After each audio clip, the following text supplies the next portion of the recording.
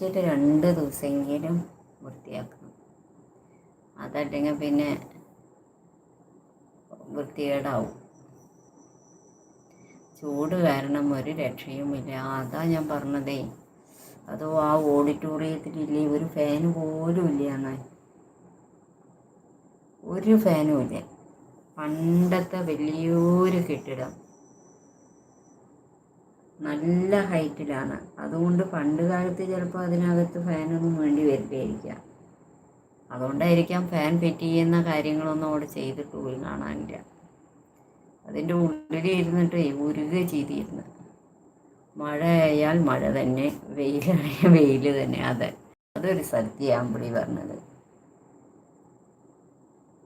മഴയാണെങ്കിൽ മഴ തന്നെ വെള്ളപ്പൊക്കം, വെയിലാണെങ്കിൽ വെയിൽ തന്നെ കുടിവെള്ളക്ഷാമം.